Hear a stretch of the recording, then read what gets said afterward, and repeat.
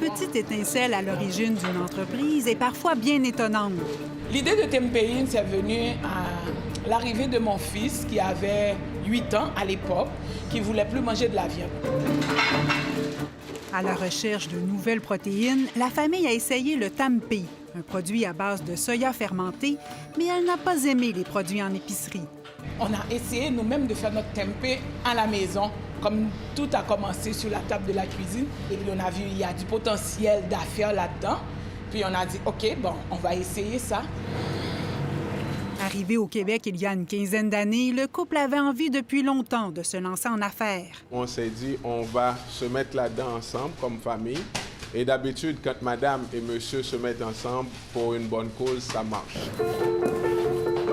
L'entreprise a commencé la production il y a 2 ans et demi et compte maintenant 250 points de vente. Là, on est en train de finaliser une commande qui va chez Métro. Les produits sont aussi vendus chez IGA, Avril et WeCook et sont utilisés par les restaurants Cooper Branch.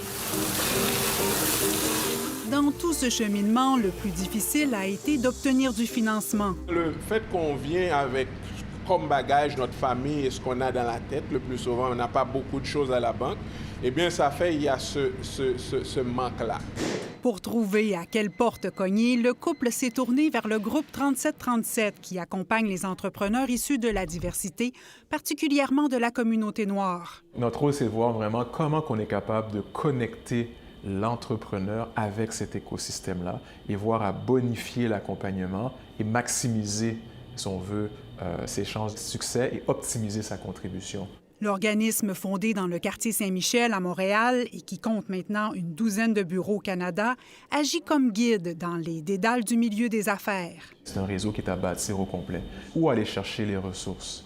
Le financement, mais c'est quoi les ressources en financement qui existent? Donc, ce qu'on essaie de faire, c'est vraiment amener l'entrepreneur à connecter, à avoir un meilleur accès. On peut se dire, ah, OK, j'ai quelqu'un que je peux appeler, qui peut appeler quelqu'un, qui peut ouvrir une porte, qui peut faire quelque chose, etc.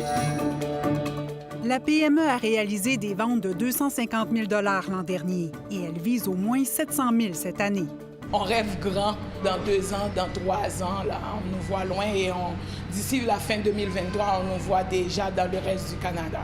Original, Tex-Mex et italienne.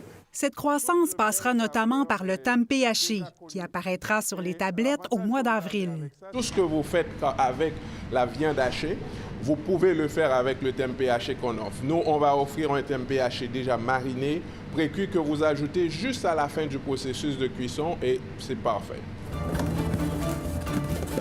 Reste maintenant à espérer que les dégustations feront bientôt leur retour en magasin. Ici Marie-Claude Morin, Radio-Canada, Montréal.